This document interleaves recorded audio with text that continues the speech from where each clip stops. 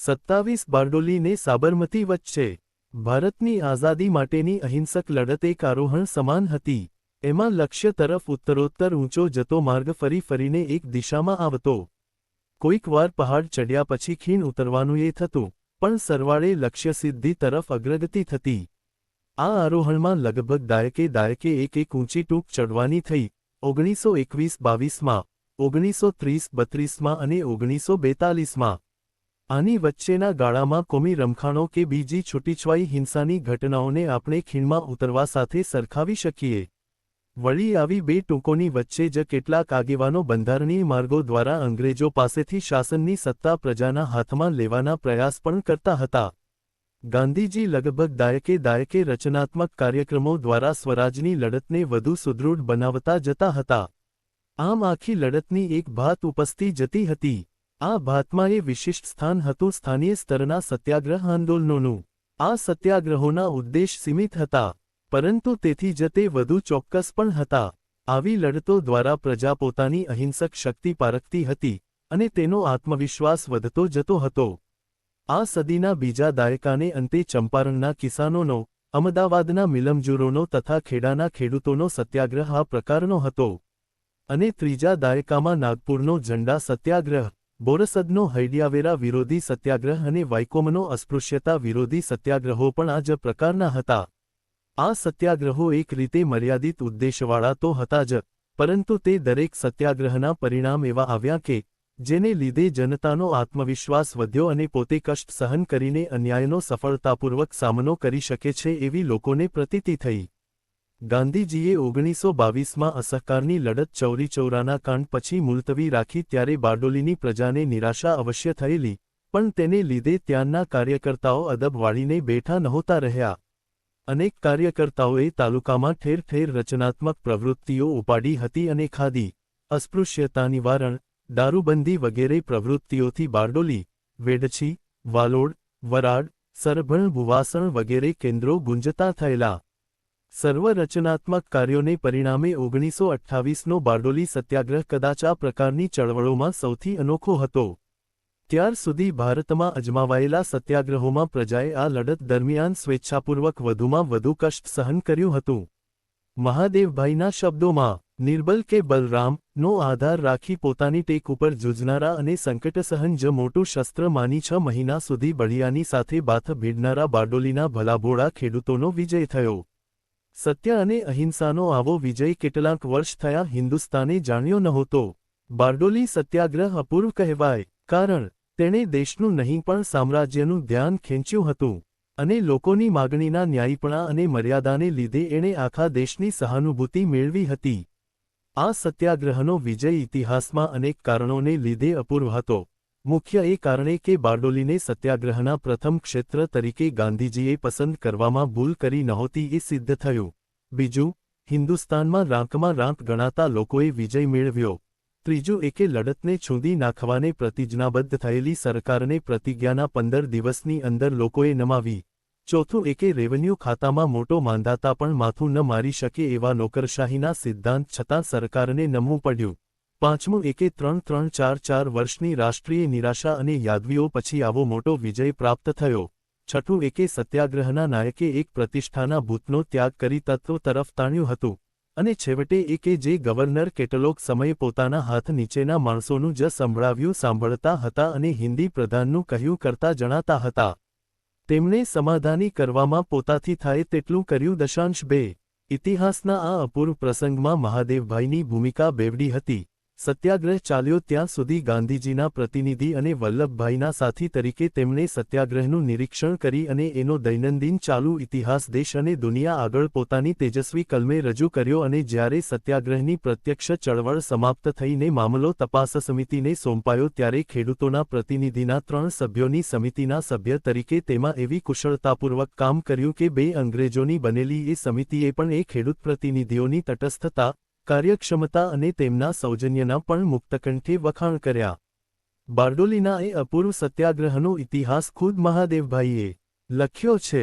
મહાદેવભાઈની અનેક ઉત્તમ કૃતિઓમાં બારડોલી એવો ઇતિહાસ એક આગવું સ્થાન ધરાવે તેવી કૃતિ છે। પ્રત્યક્ષ ઇતિહાસ રચાતો હતો ત્યારે મહાદેવભાઈએ એને તાલુકાને ગામડે ગામડે અને ખૂણે ખૂણે જઈને સહાનુભૂતિપૂર્વક નિહાળ્યો છે. સત્યાગ્રહના તત્વની દૃષ્ટિએ એની ઝીણામાં ઝીણી બારીકીને નાની અને માણી છે.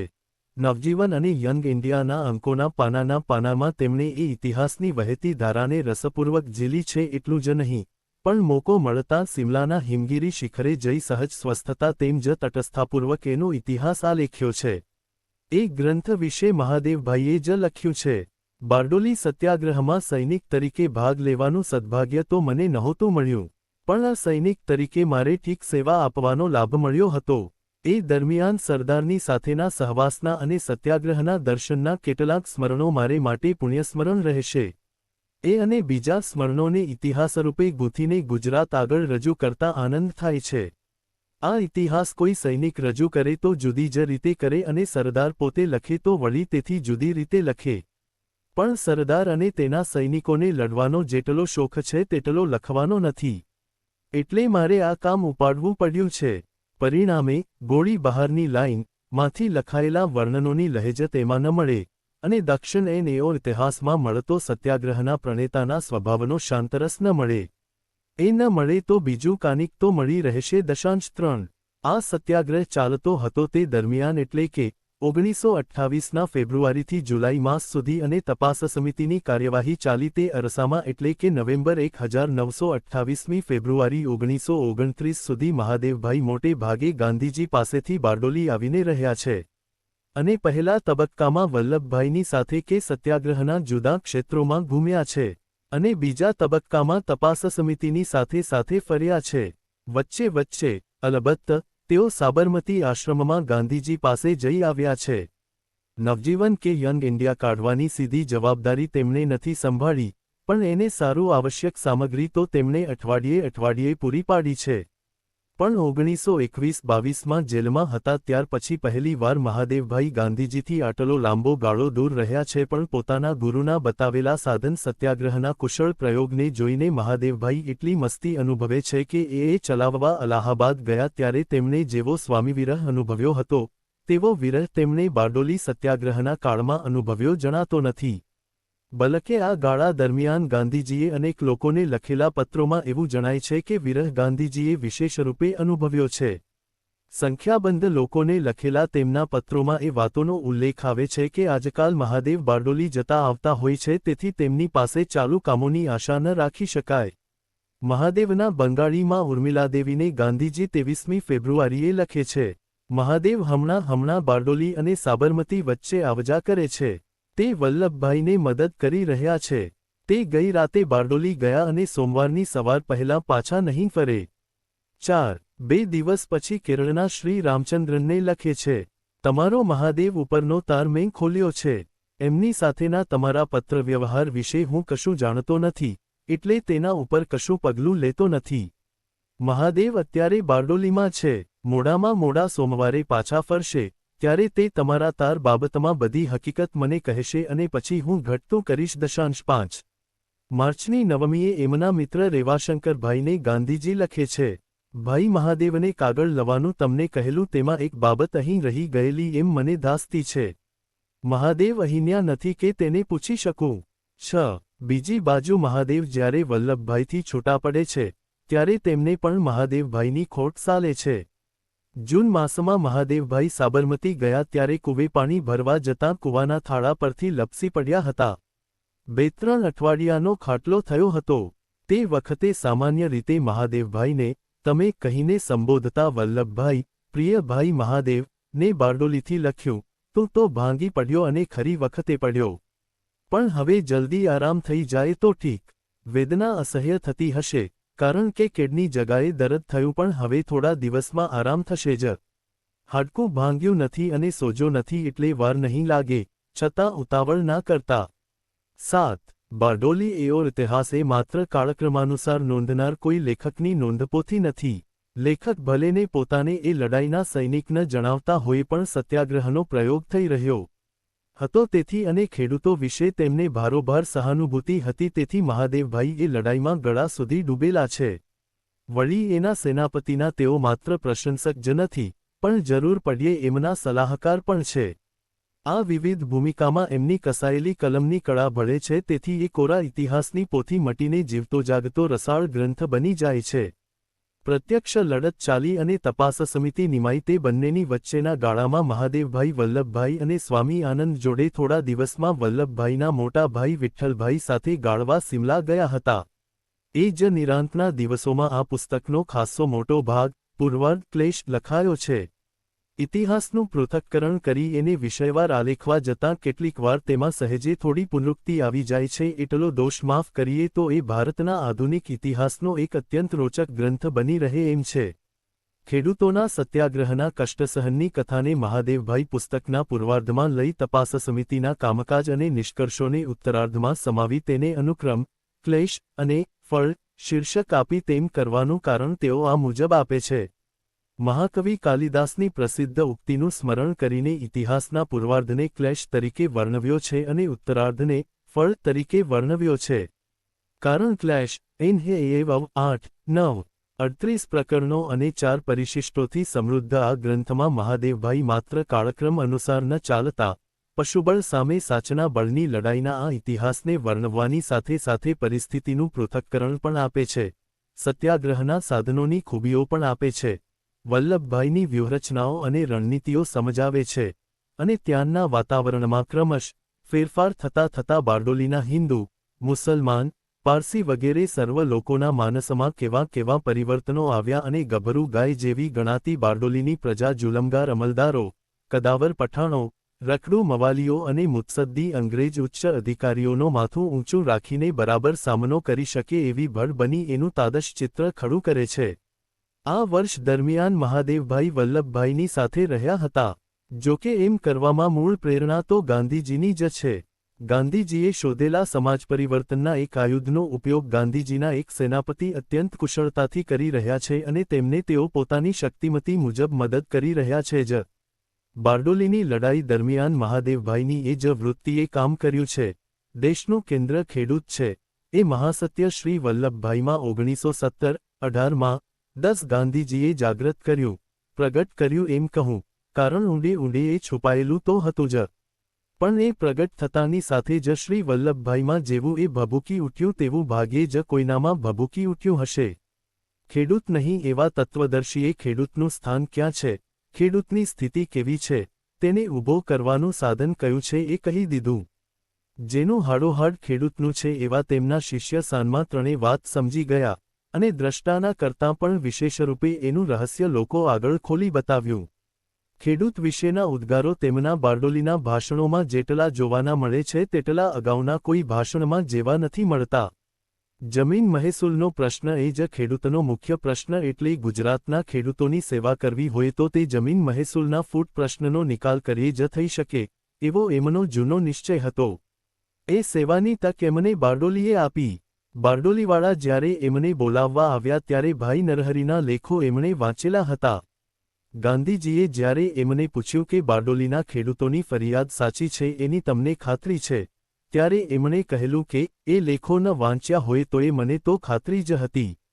કારણ હિન્દુસ્તાનમાં અને ખાસ કરીને ગુજરાતમાં જમીન મહેસૂલની વિટંબણા વિશેની ખેડૂતની ફરિયાદ સાચી જ હોવી જોઈએ એવી મારી ગળા સુધી ખાતરી છે. 11 મૂળ તો ગુજરાત ક્લબમાં વકીલો તરીકે ઓળખાણ થઈ હશે. મહાદેવ અને નરહરિને પણ ગાંધી સાહેબ પાસે જવાથી શું લાભ એમ કહી વલ્લભભાઈએ તેમને પરાવૃત્ત કરવા પ્રયાસ કર્યો હશે. પણ પછી એમને ગાંધીજી સાથે જોડાતા જોઈને વલ્લભભાઈએ ગાંધીજીની કિંમત આંકી ખેડા જિલ્લામાં ત્રણેય સાથે કામ કર્યું. ત્યાં ગાંધીજી હોય ત્યારે વલ્લભભાઈ મૌન જ પાળતા. નાગપુર સત્યાગ્રહ વખતે ગાંધીજી જેલમાં હતા, પણ મહાદેવભાઈએ અમદાવાદ રહે વલ્લભભાઈને નાગપુરના ઝંડા સત્યાગ્રહમાં સારો એવો ટેકો આપ્યો હતો. બોરસદ સત્યાગ્રહમાં મહાદેવભાઈએ વલ્લભભાઈના મદદનીશ તરીકે કામ કર્યું હતું એ બધું આપણે જાણીએ છીએ. પણ બારડોલી સત્યાગ્રહ વખતે મહાદેવભાઈનો વલ્લભભાઈ પ્રત્યેનો અહોભાવ ખૂબ જ વધી ગયો. એ વેળા એમણે જે વલ્લભભાઈને જોયા તેનું આ ચિત્ર જુઓ. મેં તો 4 વરસ પર બોરસદમાં એ રણે ચડેલા સરદારની સાથે 24 કલાક ગાળ્યા હતા. ત્યાર પછી પણ ઘણીવાર તેમને બોલતા સાંભળ્યા હતા. પણ આ વેળા એમની વાણીમાં જે તેજ ભાળ્યું, આંખમાંથી કેટલીક વાર જે વહની વરસતો જોયો તેવો કદી નહોતો જોયો. લોકોની જમીન ખાલસા થાય તેમાં જાણે પોતાના શરીરના કટકે થતા હોય અને જે તીવ્ર વેદના થતી હોય તે વેદનાથી ભરેલા તેમના ઉદ્ગારો નીકળતા હતા. એ ભાષણોની તળપદી ભાષા, તેમાં ક્ષણે ક્ષણે ઝબકી ઉઠતા, ભૂમિમાંથી પાકેલા, ભૂમિની સુગંધ જરતા પ્રયોગોએ ગામડિયાઓને હલાવવા માંડ્યા. અંગ્રેજીના સ્પર્શ વિનાનું, સ્વતંત્ર જોમવાળું એમનું ભાષા ઉપરનું પ્રભુત્વ આ સભાઓમાં પ્રગટ થતું મેં પહેલું ભાળ્યું. 12. વલ્લભભાઈની વીરતા અને તેમની ચાણક્યની તોલે આવે તેવી રણનીતિના તો મહાદેવભાઈ બારડોલીની આખી પ્રજાની જેમ પ્રશંસક હતા જ, પણ મહાદેવભાઈને ખાસ આકર્ષણ હતું વલ્લભભાઈની તત્વનિષ્ઠાનું. મૂળમાં અન્યાયપૂર્વક વધારવામાં આવેલ જમીન મહેસૂલ વિશે તટસ્થ તપાસની માગણીથી શરૂ થતી લડત અને એ માગણીને સરકારે તુમાખીભેર ફેંકી દીધી ત્યારે સત્યાગ્રહના તત્વ મુજબ આખા તાલુકાની પ્રજાની સ્વેચ્છાપૂર્વક સ્વીકારેલી મહિનાઓની તાવણી, હજારો ખેડૂતોને ત્યાં જમીન ખાલસા કરવાની નોટિસના પીળા ફરફરિયા ચોંટાડવામાં આવ્યા ત્યારથી માંડીને દંડ, જપ્તીઓ, દોરડાખર, ઘરવખરીનો સામાન અને જમીનની હરાજી કે લીલામ, દિવસોના દિવસો સુધી જપ્તી ટાળવા સારું ઢોરો સાથે ઘરમાં ગોંધાઈને બેઠા રહેવું, સંકડો સ્વયંસેવકો અને ખેડૂતોનો કારાવાસ અને પટેલ, તલાટીઓના રાજીનામા, મુંબઈથી ઉપાડી આણેલા ભાડૂતી પઠાણો દ્વારા સ્ત્રીપુરુષોની જાતજાતની કનડગત અને છેવટે ગામોની બ્રિટિશ હદમાંથી ઉચાળા ભરી ગાયકવાડી ગામોમાં હિજરત સુધીની તપસ્યાઓ વેઠ્યા પછી સમાધાનની વાત ચાલી ત્યારનો એક પ્રસંગ મહાદેવભાઈ નોંધે છે. પૂનામાં સર ચુનીલાલ મહેતાને ત્યાં વાટાઘાટો ચાલતી હતી. તેમની એવી સાખ હતી કે તેઓ સરકારની નાડી પારખતા એટલી બીજા કોઈ નહીં પારખી શકતા. સરકારના સભ્યો સાથે ઘણી ચર્ચાને અંતે તેઓ ધારાસભાના સુરતના સભ્યોને સહી કરવા સારું એક ખરડો લાવ્યા. તે ખરડો નીચે મુજબ હતો: અમને કહેવાને આનંદ થાય છે કે અમે સરકારને ખબર આપવાની સ્થિતિમાં છીએ કે નામદાર ગવર્નરે તેમના 24મી જુલાઈના ભાષણમાં કહેલી શરતો પૂરી કરવામાં આવશે. વલ્લભભાઈ વગેરેએ ખરડા વિશે કેટલાક પ્રશ્નો પૂછ્યા એટલે સર ચુનીલાલે કહ્યું કે એટલો કાગળ સહી કરીને મોકલાવવામાં આવે એટલે થયું. એ સભ્યોને એટલો કાગળ મોકલવામાં વાંધો ન હોય તો પછી એ શરતો કેવી રીતે, કોણ, ક્યારે પૂરી કરશે તેની ભાંજગડમાં તમારે પડવાની જરૂર નથી. તમે તમારી મેળે તપાસ સમિતિ જાહેર થાય પછી જ જૂનું મહેસૂલ ભરજે. હવે આ લડતમાં ઝઘડાનો મુદ્દો જ એ હતો કે વલ્લભભાઈની આગેવાની હેઠળ પ્રજાએ માગણી કરી હતી કે મહેસૂલની નવી આકારણી ન્યાય છે કે નહીં તેની તપાસ કરવી અને સરકાર કહેતી હતી કે પહેલા નવું મહેસૂલ ભરો પછી તપાસનો વિચાર કરીએ. સર ચુનીલાલે જે સમજૂતી આપી તેમાંથી તો એમ અર્થ નીકળતો હતો કે મહેસૂલ ભરવા અંગે લોકોની વાત સ્વીકારવામાં આવી રહી છે. પણ બધું સ્પષ્ટ ભાષામાં કહેવાયું નહોતું તેથી કોઈ ઉપર મુજબના ખરડા પર સહી કરે અને એટલાને આધારે સરકાર તપાસ સમિતિ આપી દે તો એ સરકાર તરફે ખોટું બહાનું જ થયું ને એમ વલ્લભભાઈને લાગતું હતું. તેથી તેઓ વિમાસણમાં હતા. ત્યારબાદનો પ્રસંગ મહાદેવભાઈના શબ્દોમાં: શ્રી વલ્લભભાઈની સાથે આ પ્રસંગે સ્વામી આનંદ હતા, હું હતો. રાત્રે સૂતા પહેલાં તો અમે સર ચુનીલાલને કહી દીધું કે આવું કંઈ લખી આપી શકાય નહીં. પણ કેમે ઊંઘ ન આવે. ખૂબ ચર્ચા કરી. પૂનાથી નીકળી આવતા પહેલાં ગવર્નર સાહેબને લખી આપવાના 1-2 કાગળોના ખરડા કર્યા, ફાડ્યા. સવારે 4 પહેલાં હું ઉઠી નીકળ્યો. શ્રી વલ્લભભાઈને પણ જગાડ્યા અને કહ્યું, મને સર ચુનીલાલના ખરડામાં કશું જ લાગતું નથી. એમાં નથી આપણે બંધાતા, નથી સુરતના સભ્યો બંધાતા. સરકારને નાકનો સવાલ થઈ પડ્યો છે અને સરકાર માને છે કે આથી એનું નાક રહે છે તો ભલે એનું નાક રહેતું. વલ્લભભાઈ કહે, પણ એમાં જૂઠાણું છે તે? 14. મેં કહ્યું, છેસ તો, પણ તે સરકારના તરફથી છે. વલ્લભભાઈ, આપણે સરકાર પાસે સત્યનો ત્યાગ કરાવીએ છીએ એમ નહીં? મેં કહ્યું, ના, સરકાર સત્યનો ત્યાગ કરે છે અને એને એમાં શ્રેય લાગે છે. એને લાગે તો લાગવા દો. આપણે એને કહીએ કે આમાં સત્યનો ત્યાગ થાય છે. વલ્લભભાઈ, ત્યારે તું સર ચુનીલાલને સાફ સાફ કહેશે કે એ લોકો સત્યનો ત્યાગ કરે છે? મેં કહ્યું, હા. વલ્લભભાઈ, પણ તે તું જાણે. મને આ લોકોની બાજીમાં ખબર પડતી નથી. એવા કુંડાળા શા સારું કરતા હશે? બાપુ શું કહેશે? સ્વામી, તું શું ધારે છે? સરદારની આ ઘડીની તત્વનિષ્ઠા, અમારા જેવા નાનકડા સાથીઓનો પણ અભિપ્રાય જાણવાની ઈચ્છા, અને આપણે જે કરીએ છીએ તે વિશે બાપુ શું ધારશે, એ વિશેની અપાર ચિંતા જોઈને સરદાર મારે માટે જેટલા પૂજ્ય હતા તેથી એ અધિક પૂજ્ય બન્યા. લડત દરમિયાન ઘણીવાર તેઓ કહેતા, આ મુત્સદ્દીઓના જૂથમાં હું સીધો ભોળો ખેડૂત ન શોભું. એમની કળા મને ન આવડે. એ શબ્દો મને બહુ યાદ આવ્યા. મેં કહ્યું, બાપુ પણ સરકારને આટલો લુખો લહાવો લેવો હોય તો જરૂર લેવા દે. સરકારને નાક સાથે કામ છે, આપણને કામ સાથે કામ છે. સ્વામી કહે, મારો પણ એ જ મત છે. છેવટે વલ્લભભાઈ કહે, પણ સુરતના સભ્યો આના ઉપર સહી કરશે? મેં કહ્યું, કરશે. સર ચુનીલાલ મહેતા કહેતા હતા કે તેમને એ વિશે શંકા નથી. શ્રી વલ્લભભાઈ કહે, ભલે ત્યારે એઓ સહી કરે તો કરવા દો, પણ તારે તો સર ચુનીલાલને સાફ કહી દેવાનું કે આમાં સરકારને હાથે સત્યનો ત્યાગ થાય છે. હું ગયો, સર ચુનીલાલની સાથે વાતો કરી. તેમને કાંઈ એ વાત નવી નહોતી. તેમણે કહ્યું, તમે મારી સ્થિતિની ચોખવટ કરો એ બરોબર છે. સરકારને પણ હું એ જણાવીશ. એટલામાં શ્રી વલ્લભભાઈ આવ્યા. તેમણે વળી પાછી એની એ જ વાત ફોડ પાડીને કહી અને જણાવ્યું, સરકારને આવા અર્થહીન પત્રથી સંતોષ થશે એમ મને લાગતું નથી, પછી તો તમે જાણો. સર ચુનીલાલને કશી શંકા નહોતી જ. તેઓ રાજી થયા. ભગવાનની જેમ સરકારની ગતિ અગમ્ય છે. શ્રી વલ્લભભાઈએ કહ્યું કે સુરતના સભ્યો એ કાગળ લખવાને રાજી હોય તો મને વાંધો નથી, એટલે તુરત જ સમાધાન નક્કી થયું. 15. મહાદેવભાઈ આગળ લખે છે, પણ જો સરકાર પ્રતિષ્ઠાની માયાને વળગીને સંતોષ માનવાને તૈયાર હતી, તો શ્રી વલ્લભભાઈ તત્વના સત્ય વિના સંતોષ માને એમ નહોતું. તેમને તો સંપૂર્ણ, સ્વતંત્ર, ન્યાયપૂર સર તપાસ જોઈતી હતી, અને લડાઈ પહેલાં જે સ્થિતિ હતી તે સ્થિતિ જોઈતી હતી. આટલું કરવાને તો સરકાર તૈયાર હતી જ, પણ ત્યાં એ પ્રતિષ્ઠાની માયા વળગેલી હતી જ. પેલો કાગળ લખવામાં આવે કે તરત જ તપાસ તો જે શબ્દોમાં શ્રી વલ્લભભાઈએ માગી હતી તે જ શબ્દોમાં, બળજોરીના કૃત્યોની તપાસ બાદ કરીને તેના તે જ શબ્દોમાં જાહેર થશે એમ નક્કી થયું. 6. આ આખા પ્રસંગના વર્ણનમાં આપણી દૃષ્ટિએ મહત્વની વાત એ છે કે સરદારની તત્વનિષ્ઠા જોઈ મહાદેવભાઈને મન તેઓ પહેલાં હતા તેનાથી એ વધુ પૂજ્ય બન્યા. એક સાહિત્યકાર તરીકે ખેડૂતના સંસ્કારમાંથી કેળવાયેલી વલ્લભભાઈની શક્તિશાળી ભાષાથી મહાદેવભાઈ ખૂબ પ્રભાવિત થાય છે. પુસ્તકના દરેક પ્રકરણને મથાળે મહાદેવભાઈ વલ્લભભાઈના ભાષણોમાંથી જ પ્રસંગાનુરૂપ ઉદ્ધરણ ટાંકે છે, અને આખા પુસ્તકમાં તો બીજા સંખ્યાબંધ એવા અવતરણો વેરાયેલા છે. બારડોલી સત્યાગ્રહે ત્યાંની પ્રજાને જે ખમીર આપ્યું તેનું જ બિંબ સરદારના ઉદ્ગારોમાં દેખાતું હતું, અને એ પ્રતિબિંબ મહાદેવભાઈના લેખો અને પુસ્તકમાં પડ્યું. ગુજરાતી ભાષાને ખમીરવંતી કરવામાં વલ્લભ મહાદેવનો એ ફાળો હતો.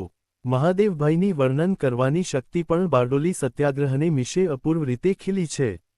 સત્યાગ્રહમાં જીત થયા પછી ગાંધીજી બારડોલી આવ્યા તે અરસામાં બે બહેનોના મરણ થયા હતા. તેનું મહાદેવભાઈએ કરેલું નીચેનું વર્ણન આંસુમાં કલમ બોળીને લખાયું હોય તેવું હતું, અને તે ગુજરાતી ભાષાના માર્દવનો નમૂનો પૂરો પાડે તેવું છે.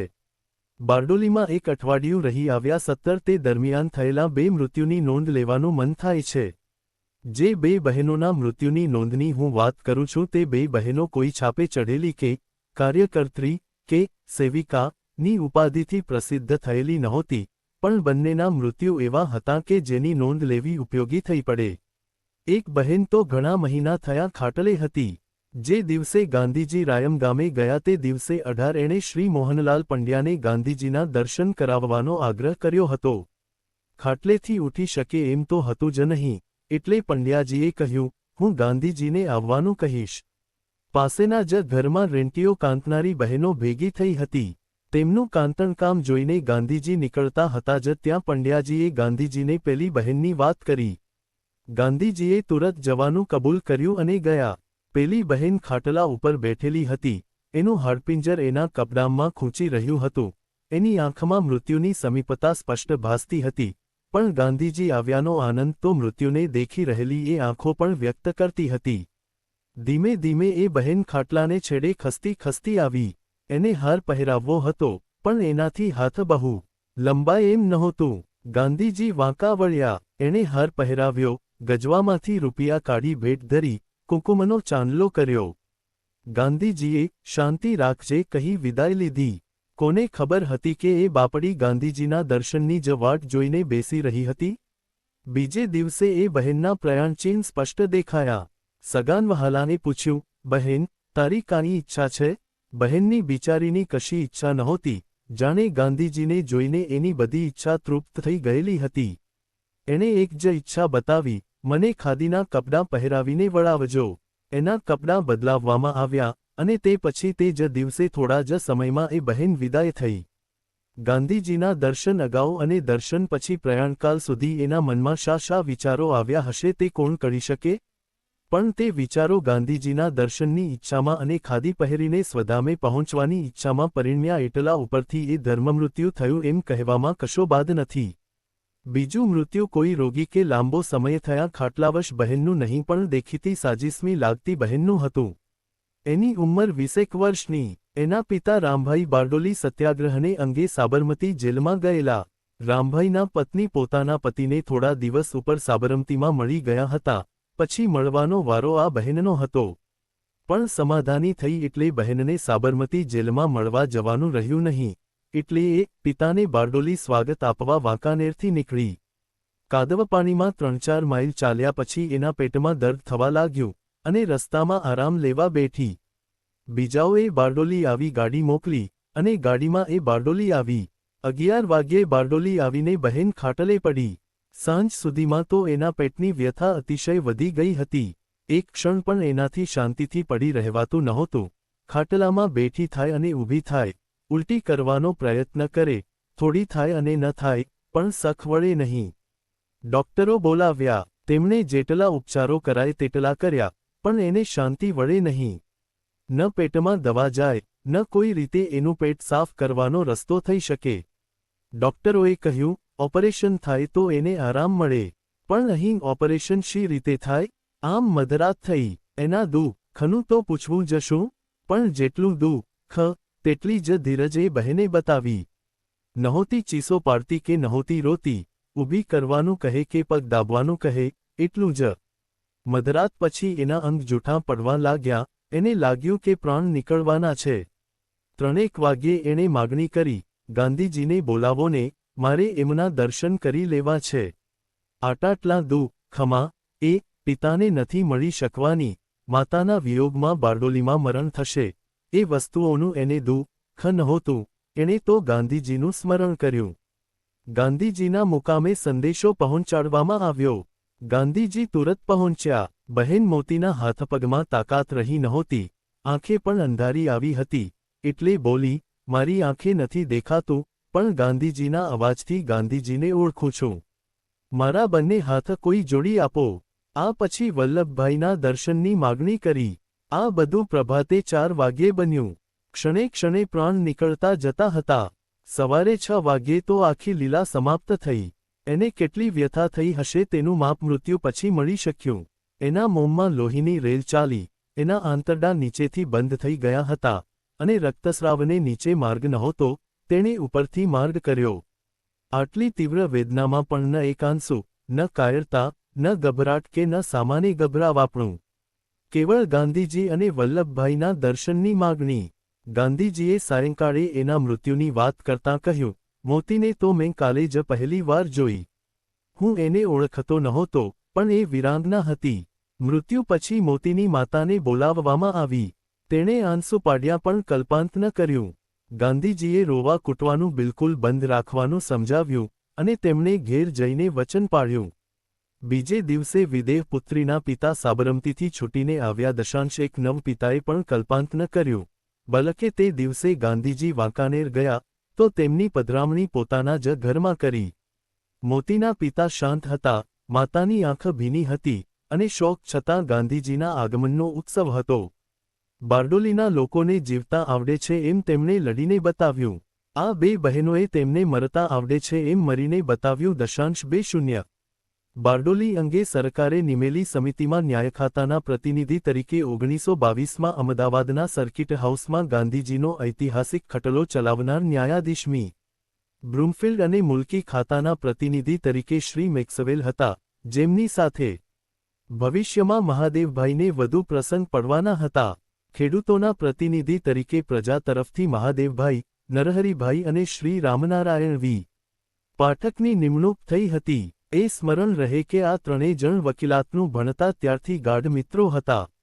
પાછળથી મહાદેવભાઈ ગાંધીજીના મંત્રી તરીકે, નરહરિભાઈ એક અર્થશાસ્ત્રી અને કેળવણીકાર તરીકે તથા શ્રી રા. વી. પાઠક ગુજરાતી ભાષાના મૂર્ધન્ય સાક્ષર તરીકે પ્રસિદ્ધ થયા હતા.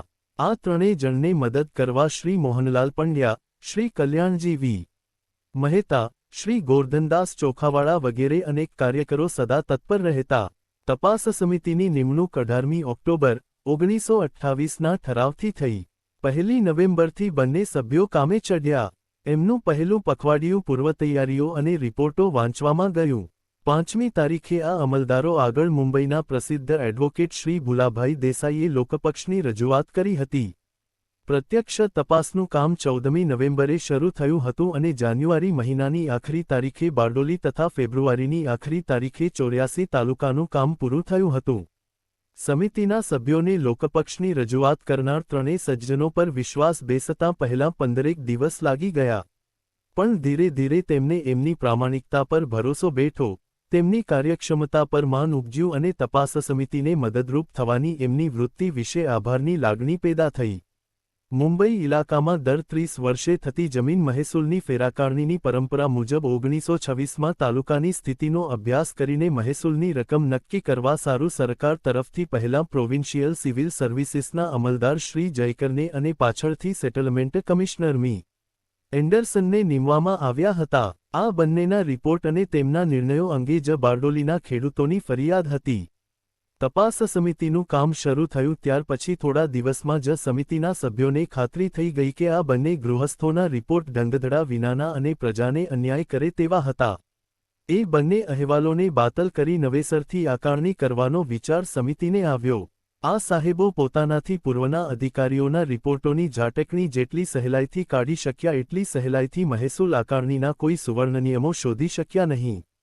પણ તોય છેવટે એમણે જે આકારણી કરીને મહેસૂલ વિચાર્યું તે તો મરજીમાં આવે તેમ અને કોઈ સિદ્ધાંત વિનાનું જ હતું. હા, લડત શરૂ થતાં પહેલાં જે મહેસૂલ આકારવામાં આવ્યું હતું, 22%નો વધારો, તેના કરતાં આ લોકોની આકારણી ખસોસ ઓછી, 6%નો વધારો હતી. મહાદેવભાઈ અને એમના સાથીઓના અંદાજ મુજબ તપાસ સમિતિએ જે પરિણામ જાહેર કર્યું તેના આર્થિક અને નૈતિક બંને દૃષ્ટિએ સુફળ આવ્યા. બારડોલી અને 84 તાલુકામાં સરકારે 1,87,492 રૂપિયાનો મહેસૂલ વધારો ઠોકી બેસાડ્યો હતો તે ઓછો કરી તપાસ અમલદારોએ 48,648નો વધારો ઠરાવ્યો, એટલે બંને તાલુકા મળીને લોકોને દર વર્ષે લગભગ 1,40,000નો લાભ થયો, એટલે 30 વર્ષને માટે 45 લાખ અથવા વ્યાજની ગણતરી કરીએ તો કરોડ રૂપિયાનો લાભ થયો. આ ઉપરાંત ન વપરાતા કૂવાઓ પરના કર, ક્યારી તરીકે ઉપયોગમાં ન આવતી હોય તેવી જમીન પર ક્યારી તરીકેના લેવાતા કર, ભાઠા અને બાગાયતની કહેવાતી પણ હકીકતમાં બાવળની કાંટ્ય કે ઘાસિયા જમીન પરના કેટલાક કર પણ ઘટ્યા. લોકોએ કરેલી તમામ ફરિયાદો સાચી ઠરી અને લોકોની તથા તેમના આગેવાનોની પ્રામાણિકતા દુનિયા આગળ સિદ્ધ થઈ એ નૈતિક લાભ થયો. તપાસ સમિતિના આ કામ પાછળ એને મદદ કરતા ત્રણેય લોકપ્રતિનિધિઓ તથા તેમના સાથીઓ દ્વારા દિવસરાત એક કરી કરવામાં આવેલો પરિશ્રમ હતો. જે સરકારની સામે હજી થોડા માસ પહેલાં જ જબરદસ્ત સંઘર્ષ ચાલી રહ્યો હતો એ સરકારના બે ખાતાઓમાં કામ કરતા મોટા અધિકારીઓએ મહાદેવભાઈ, નરહરિભાઈ અને રામનારાયણ વી. પાઠકના વખાણ એમના વિધિસરના અહેવાલ સાથે લખેલા પત્રમાં કર્યા.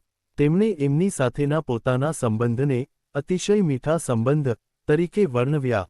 લોકપ્રતિનિધિઓએ આપેલી મદદને કિંમતી મદદ ગણાવી અને લોકોની વૃત્તિને તદ્દન વિરોધ વિનાની અને અમારી તપાસમાં અમે આશા નહોતી રાખી એટલો સહકાર આપવાની તરીકે વખાણી હતી. 2.1 આ આખા સંઘર્ષનો મહાદેવભાઈએ જે ચિતાર આપ્યો છે તે જગતના અહિંસાશાસ્ત્રના સાહિત્યમાં આજે પણ એક આગવું સ્થાન ધરાવે છે અને દુનિયાના 6 ખંડના લોકો અહિંસક પ્રતિકારની તાલીમ લેતી વખતે બારડોલી તાલુકાના ખેડૂતોની ઠંડી તાકાત, એના સેનાનાયકની વીરતા, ધીરજ, લોકોની સાથે તાદાત્મ્ય સાધવાની ક્ષમતા અને અહિંસક લોકાંદોલનની વ્યૂહરચના ગોઠવવાની આવડત અંગે મુગ્ધ થઈને ચિક્કાર અને અધ્યયન કરે છે તેનું એક મોટું કારણ મહાદેવભાઈએ દેશ અને દુનિયા આગળ રજૂ કરેલો એનો તાદશ ચિતાર છે.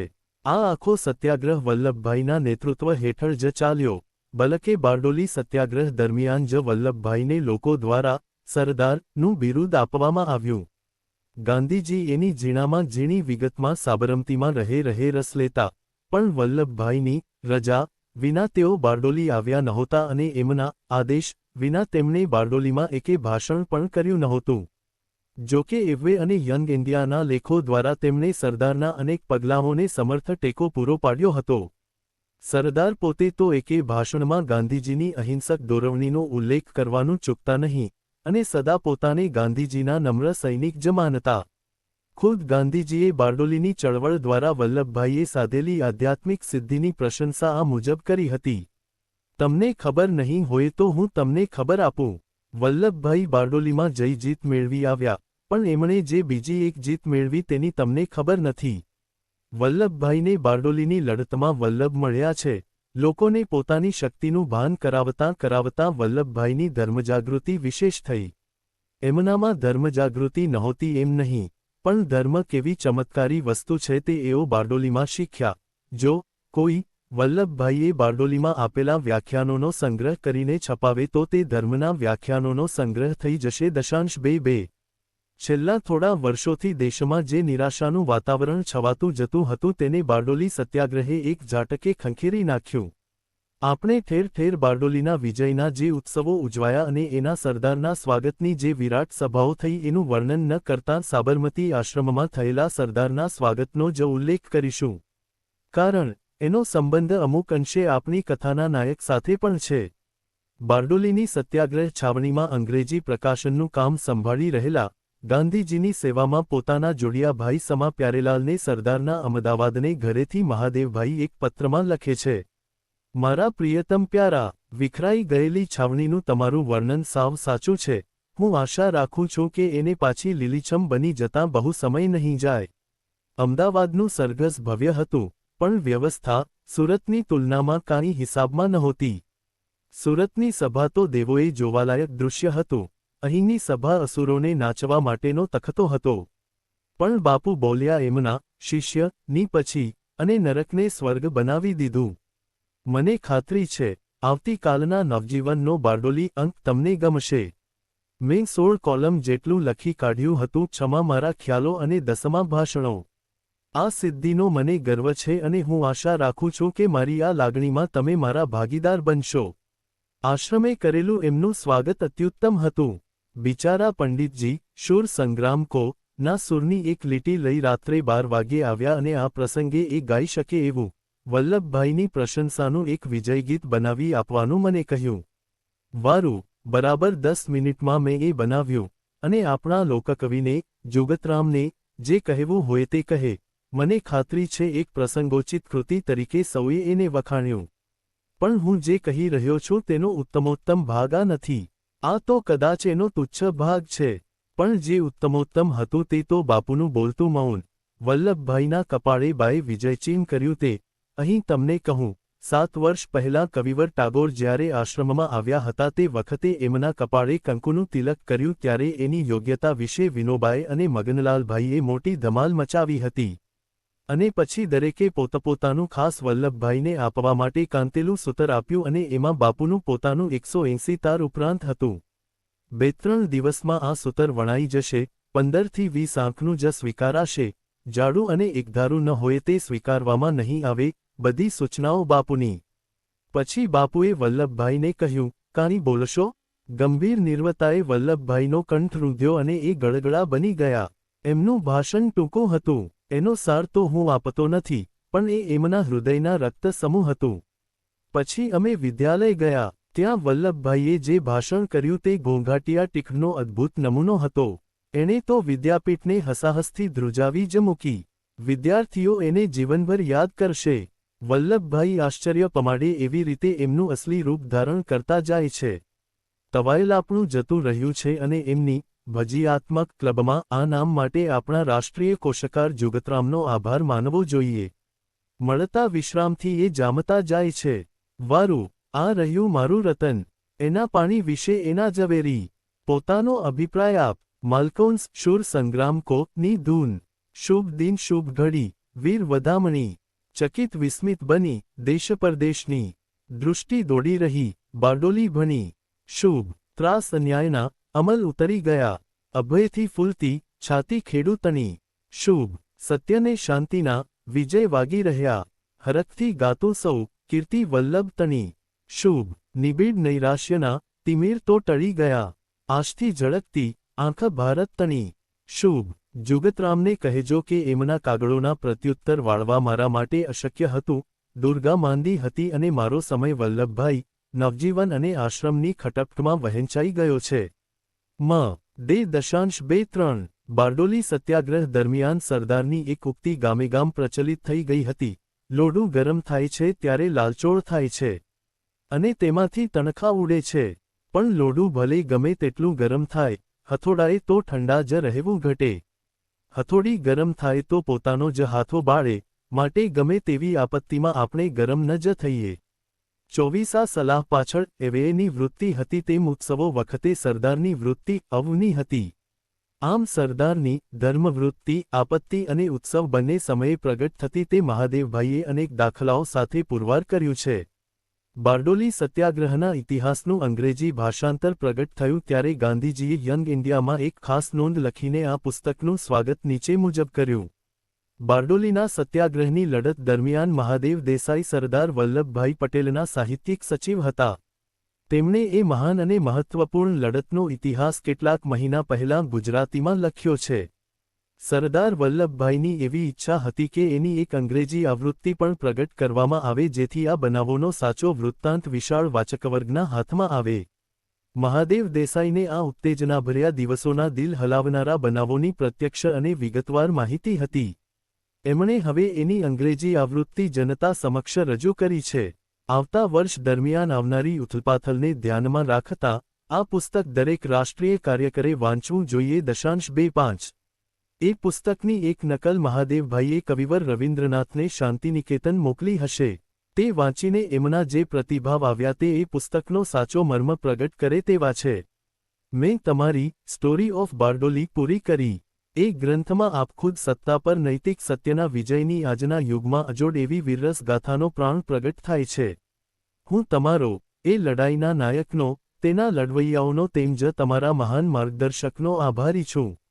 મારી શુભાશીપો 2.6 બારડોલીનો સત્યાગ્રહ એ દેશના ઇતિહાસમાં અને મહાદેવભાઈના જીવનમાં 1928ની સાલની મુખ્ય ઘટના હતી. તે વર્ષની બીજી કેટલીક પ્રવૃત્તિઓને પણ આપણે આ જ સ્થળે આવરી લઈએ. આ વર્ષ મહાદેવભાઈ સારું બારડોલી અને સાબરમતી વચ્ચે આંટાફેરાનું રહ્યું એમ કહીએ તો ચાલે. 1927ના અંત સુધીમાં સાબરમતીનો સત્યાગ્રહ આશ્રમ આખા દેશમાં સત્યાગ્રહીઓને સારું તાલીમનું એક કેન્દ્ર બની ચૂક્યો હતો. દેશને ખૂણે ખૂણે અને પ્રાંતે પ્રાંતેથી સ્વયંસેવકો આવીને ગાંધીજીના આશ્રમમાં સત્યાગ્રહના તત્વો અને તેના અમલની તાલીમ લેતા. અવારનવાર વિદેશી મહેમાનો પણ આશ્રમમાં મહિનાઓ સુધી રહીને અહિંસક જીવનશૈલીનું પ્રશિક્ષણ લેતા. એમને આશ્રમમાં અહિંસાના મંત્ર અને તંત્ર સજીવન થતાં લાગતા. મીરાંબહેન તો 1925મી ત્યાં સ્થાયી રૂપે રહેવા આવી ગયા હતા. અમેરિકાના રિચર્ડ બી ગ્રેગ પણ મહિનાઓ સુધી ત્યાં રહી ગયા હતા. તેમણે ખાદીના અર્થશાસ્ત્ર વિશે તથા અહિંસા વિશે કેટલુંક મહત્વનું લખાણ કર્યું હતું. તેમના ઓયોર ઓફ ખદ્દર ગ્રંથની લાંબી સમાચોલના મહાદેવભાઈએ નવજીવનમાં લખી હતી. ગ્રેગનું ધ પાવન ઓફ એયોએવોએ પણ અહિંસાનો અભ્યાસ કરનારાઓ સારું પાઠ્યપુસ્તક જેવું ગણાય છે. 1928ના જાન્યુઆરી માસમાં આંતરરાષ્ટ્રીય બંધુત્વ મંડળ નામની અનેક ધર્માવલંબી સભ્યોવાળી એક સંસ્થાની કારોબારીની બેઠક સાબરમતી આશ્રમમાં મળી હતી. એના સભ્યો અને મિત્રો મળી લગભગ 35 જેટલા ભાઈબહેનોએ આવીને આશ્રમવાસીઓ સાથે 3 દિવસ ગાળ્યા. મંડળના સભ્યોએ વિવિધ ધર્માવલંબી અને અનેક ભાષાઓ બોલનાર આશ્રમવાસીઓને એક ઉદ્દેશથી સાથે રહેતા જોઈ અને જીવનના સુખ દુઃખોને સાથે માણતાને સહેતા જોઈને ખૂબ આનંદ અનુભવ્યો. પોતાની કેટલીક સામાન્ય ચર્ચાઓમાં ભાગ લેવા તેમણે કેટલાક આશ્રમવાસીઓને પણ નિમંત્ર્યા. ગાંધીજી સાથે તેમણે ધર્મ, ધર્માંતરણ, અહિંસા, પ્રેમ વગેરે વિષયો અંગે ઝીણવટથી ચર્ચા કરી જેની નોંધ મહાદેવભાઈએ પોતાની ડાયરીમાં રાખી. 2.7 ધર્મ વિશે ગાંધીજીની પાયાની વાત મહાદેવભાઈએ નોંધેલા નીચેના ટૂંકા ફકરામાં આવી જાય છે. તમે બંધુત્વ વધારવા ભેગા થયા છો તો તમારા સૌના કામો ધાર્મિક થવા જોઈએ. એમાં ત્યાગ હોવો જોઈએ. મેં તો અનેક વર્ષો ઉપર અનેક ચર્ચાઓ કરવાને પરિણામે એવો નિશ્ચય કરી લીધો હતો કે બધા ધર્મો સાચા છે, બધા અપૂર્ણ તો છે જ, પણ બધા સાચા છે. અને હું મારા ધર્મને વળગી રહું છતાં મારે બીજા ધર્મો પ્રત્યે મારા ધર્મ જેટલા જ માન અને પ્રેમ રાખવા જોઈએ. અને એમાંથી એ ફલિત થાય છે કે મારે સૌને સરખા ગણવા જોઈએ. એટલે હિન્દુ તરીકે મારી પ્રાર્થના એ ન હોય કે ઇતર ધર્મના હિન્દુ ધર્મ સ્વીકારે, અથવા મુસલમાનની પ્રાર્થના એ ન હોય કે બીજા ધર્મના બધા ઇસ્લામ સ્વીકારે, કે ખ્રિસ્તીની પ્રાર્થના એ ન હોય કે બધા ખ્રિસ્તી થાય. પણ આપણી પ્રાર્થના તો એ હોવી જોઈએ કે સૌ પોતપોતાના ધર્મમાં મક્કમ બને, ખ્રિસ્તી સાચો ખ્રિસ્તી બને, હિન્દુ સાચો હિન્દુ બને, મુસલમાન સાચો મુસલમાન બને. છુપી છુપી પણ મારા મનમાં એ લાગણી ન હોવી જોઈએ કે બીજા ધર્મના મારો ધર્મ સ્વીકારે. આ બંધુત્વનો પાયો છે. 2.8 પછી મંડળના સભ્યોની પ્રતિક્રિયા જોઈને મહાદેવભાઈ લખે છે, છુપી રીતે પણ ન ઈચ્છશો કે પારકા ધર્મનો તમારા ધર્મને સ્વીકારે. એ સલાહ ઘણાને વિચારમાં નાખનારી થઈ પડી. ખ્રિસ્તીઓ, મુસલમાનોમાં એવી ઈચ્છા રાખનારા તો ઘણા હોય છે જ. સૌએ પોતપોતાના વિચારો દર્શાવ્યા, એટલે ગાંધીજીને પોતાના વિચારો વધારે સ્ફુટ કરવા પડ્યા. ઇમામ સાહેબના કરતાં મારી સ્થિતિ જુદી છે. મારે મારા ધર્મના પ્રચારને માટે પોતે પવિત્ર બનવું જોઈએ. એ વાત તો સાચી જ, પણ હું તો ઈચ્છું પણ નહીં કે કોઈ પોતાનો ધર્મ તજીને મારો સ્વીકારે. મારી તો પ્રાર્થના હંમેશા એ જ હશે કે ઇમામ સાહેબ ઉત્તમ મુસલમાન બને, અને ઉત્તમ મુસલમાનના કરતાં પણ ઉત્તમ પુરુષ બને. હિન્દુ ધર્મનો અહિંસાનો સંદેશ મને અદ્ભુત લાગે છે, અને એ કારણે મારે મન જેમ મારી સ્ત્રી મને અદ્ભુત સૌંદર્યવતી લાગે છે તેમ એ અદ્ભુત ધર્મ છે. પણ તેથી બીજા પોતાના ધર્મ માટે પણ એમ જ માની શકે છે. કોઈને સ્વતંત્ર વિચાર એમ થાય કે એને તો ધર્મ બદલ્યા વિના ન ચાલે તો તે જુદી વાત છે. એમ પ્રામાણિક રીતે માણસ પોતાનો ધર્મ બદલી શકે છે, પણ ધર્મનો પ્રચાર કરવા જવું એ જુદી જ વાત છે. હું તો કહું કે જેમને પ્રાચીન, જંગલી અને ધર્મહીન પ્રજાઓ માનવામાં આવે છે તેમનામાં પણ હું મારો ધર્મ લઈને પ્રચાર કરવા તો ન જ જાઉં, એમાં અભિમાન છે. 27મી જાન્યુઆરીએ આશ્રમમાં ગાંધીજીના ત્રીજા પુત્ર રામદાસના વિવાહ થયા. તેનું વર્ણન મહાદેવભાઈની કલમે. 8 વાગ્યે સવારે વિધિનો આરંભ થયો, અને 9:30ના સુમારે વિધિ સમાપ્ત થયો. 9 વાગ્યે સૌ પ્રાર્થના સ્થાને ભેગા થયા અને ગાંધીજીએ વરવધૂને આશીર્વાદ આપ્યા. રામદાસ, તારે વિશે મેં ભારે આશા બાંધેલી છે, કહેતાં ડૂમો ભરાયો. તારા કેટલાક દોષો તે મારી આગળ કબૂલ કર્યા છે, કહેતાં તો સત્યવ્રત પિતાની, પોતાનો બીજો કશાનો નહીં તો સત્યનો વારસો કાયમ રાખનાર પુત્રની સત્યશીલતાના વિચારે પાછી છાતી ભરાઈ આવી, અને અનેક ક્ષણ સુધી અવાક રહ્યા. સામાન્ય પિતાનો પુત્ર વિશેનો મોહ ગળું નહોતો રૂંધતો, ગાંધીજીનો સત્ય વિશેનો મોહ ગળું રૂંધી રહ્યો હતો. એ પવિત્ર પ્રેમ અને મોહની કરુણ ઘડીઓ ચિતરવાનું કોનું સામર્થ્ય છે? અંતે હૈયું કઠણ કરી ગાંધીજી બોલ્યા, પણ તારા એ દોષો મને વસ્યા નથી, એટલે હું એથી ભય નથી પામ્યો એમ મેં તને કહી દીધેલું છે. તે કબૂલ કર્યું છે છતાં મેં તને નિર્દોષ ભોળો માન્યો છે, તેથી હું રાજી થયો છું કે તું ચાલાક થઈ જગતને છેતરે તે કરતાં જગત તને ભોળો કહી છેતર્યા કરે તોય હું છાનોમાનો અભિમાન માનવાનો એવો જ તું રહેજે. ગરીબાઈથી શરમાતો નહીં, બીતો નહીં. નિમુને વધુને ઉદ્દેશીને સાચવજે, એનો સરદાર ન બનજે, મિત્ર બનજે. એની એટલે એના શરીર અને નીતિની રક્ષા કરજે, ને નિમુ તારા શરીર અને નીતિની રક્ષા કરે. 30 ગાંધીજીને અને તેમના આશ્રમને સારું એક મહાઆઘાતજનક ઘટના એપ્રિલ માસમાં થઈ ગઈ. આશ્રમના પ્રાણ સમા શ્રી મગનલાલ ગાંધીનું 23મી એપ્રિલ 1928ને દિન અવસાન થયું. તેમની દીકરી રાધા બિહારમાં સ્ત્રીઓની વચ્ચે ફરીને તેમની પાસે પડદાપ્રથા છોડાવવાનું કામ કરતી હતી. શ્રી મગનલાલભાઈ તે વખતે કોઈ કારણસર બંગાળ તરફ ગયા હતા. ત્યાંથી દીકરીને મળવા બિહાર ગયા ત્યારે પટણામાં એકાદ અઠવાડિયાની માંદગી ભોગવી અવસાન પામ્યા. ગાંધીજીએ તે વખતે પોતાનું મૌન છોડીને મગનલાલ ગાંધીના પત્ની સંતોકબહેનને આશ્વાસન આપ્યું હતું, પણ આશ્રમનું કામકાજ તો ચાલુ જ રખાવ્યું હતું. ખુદ ગાંધીજી ઉપર દેશને ખૂણે ખૂણેથી દિલસોજીના સંદેશાઓ તટપાલ દ્વારા આવ્યા. મગનલાલ ખુશાલચંદ ગાંધીનું નામ કોઈ અંગ્રેજી છાપાએ એમ કે ગાંધી એમ છાપ્યું એટલે એમના અને ગાંધીજીના નામનો ગોટાળો કરી આફ્રિકાથી ગાંધીજી વિશે સાચા સમાચાર જાણવા અનેક પત્રો આવ્યા. મહાદેવભાઈ પણ મગનલાલ ગાંધીના અવસાનના સમાચારથી શોકાકુલ થઈ ગયા. તેમણે નવજીવનમાં ઉપરાઉપરી લેખો લખીને મગનલાલભાઈને પોતાની અંજલિ આપી. તેમના અવસાનના સમાચારને મહાદેવભાઈએ વજ્રાઘાત અને અત્યંત ભયાનક ફટકા તરીકે વર્ણવ્યા. ગાંધીજી વિશે કહ્યું કે એમની ખોટ આ ઘડીએ હું કલ્પી શકું તેના કરતાં ઘણી મોટી છે. અને એક પત્રમાં કહ્યું, હું બાવરો અને વ્યાકુળ બની ગયો છું. એ આશ્રમ હતા અને આશ્રમ મગનલાલ હતું. ખાદી ક્ષેત્રે એમનું કામ સ્થાયી હતું. અને ખાદી કાર્યકર્તાઓમાંથી એકેયમાં એમનું જ્ઞાન નથી, એમની આવડત નથી, એમની ભક્તિ નથી, એમની શ્રદ્ધા નથી. બાપુના સહકાર્યકરોમાં અને પ્રતિનિધિઓમાં એ સર્વોત્તમ હતા, અમારા દોષો અને ઉણપોને ઢાંકરૂપ હતા. એમના ઉપરથી બાપુનું મૂલ્યાંકન કરવામાં આવે તો કાંઈ હરકત નથી. મારા જેવા ઉપરથી મૂલ્યાંકન કરવામાં આવે તો એ મહાપત્તિરૂપ બને. એમનો પ્રસન્ન સ્ફૂર્તિદાયક ચહેરો સ્મૃતિમાંથી ખસતો નથી.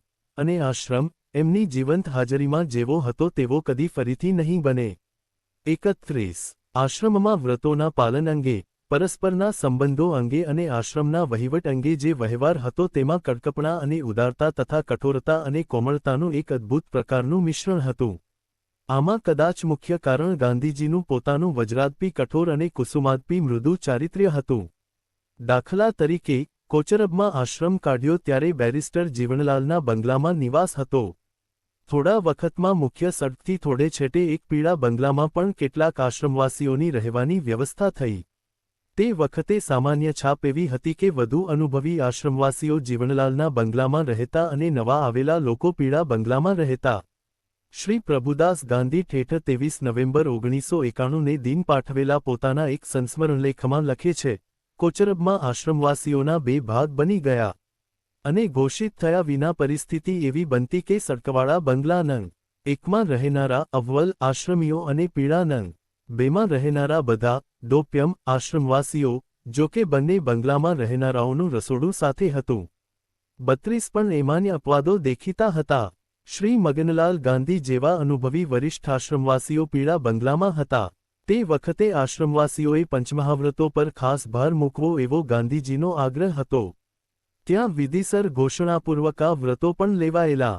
પણ તેમાંય વ્રત લેનારાઓ બંને બંગલામાં વહેંચાઈ ગયેલા. ઉપરોક્ત સ્મરણલેખમાં શ્રી પ્રભુદાસ ગાંધી ઇતિહાસની વાત આગળ ચલાવે છે. અત્યારે જ્યાં સાબરમતીનો આશ્રમ છે ત્યાં પહેલા રાવટીઓમાં નિવાસ હતો. પછી વાંસની મજબૂત સાદડીઓની અલગ ઝૂંપડીઓ બની. ત્યારે આશ્રમની વચ્ચેથી પસાર થતી સડકની બંને બાજુએ વસવાટ થયો. એક ઝૂંપડીવાળો વિભાગ રાષ્ટ્રીય શાળાનો અને તંબુની છાવણીવાળો વિભાગ આશ્રમવાસીઓનો. એવા બે વિભાગો કશીએ રીતસરની ઘોષણા વિના કહેવાયા એટલે કે કોચરબમાં અવ્વલ અને દોપ્યમની જે ભાવના ઉદ્ભવી હતી તે બદલાઈને હવે શાળાવાળા અને આશ્રમવાળા એવી સ્પષ્ટ અભિવ્યક્તિ પ્રગટ થઈ. ઇંચુનાના મકાન પહેલા આશ્રમ વિભાગ માટે બન્યા 0.32. સડકની બંને બાજુએ રહેનારાઓમાં સામાન્યપણે પૂર્વ તરફ રહેનારા એકાદશવ્રતધારીઓ અને પશ્ચિમે રહેનારા પ્રયત્નશીલો એમ કહી શકાય.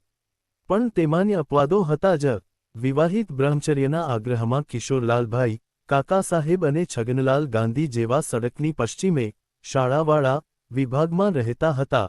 જ્યારે પશ્ચિમ તરફ રહેનારાઓમાં પણ બિહારના રામવિનોદ બાબુ અને ગુલબદનબહેન જેવા વ્રતશીલ નહીં પણ પ્રયત્નશીલ દંપતી હતા.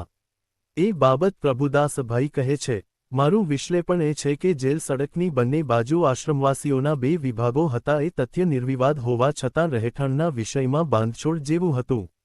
સડકની બંને બાજુ વિભાજિત બે વિભાગમાં એક પ્રતિજ્ઞાબદ્ધ આશ્રમવાસીઓનો, બીજો પ્રતિજ્ઞારહિત પ્રયત્નશીલ આશ્રમવાસીઓનો હતો. એમું મણિબહેન પરીખનું કથન સાચું જ ગણાય, છતાં કથનમાં ઉમેરો કરવો ઘટે કે પશ્ચિમ બાજુના રહેઠાણોમાં પણ પ્રતિજ્ઞાબદ્ધો હતા.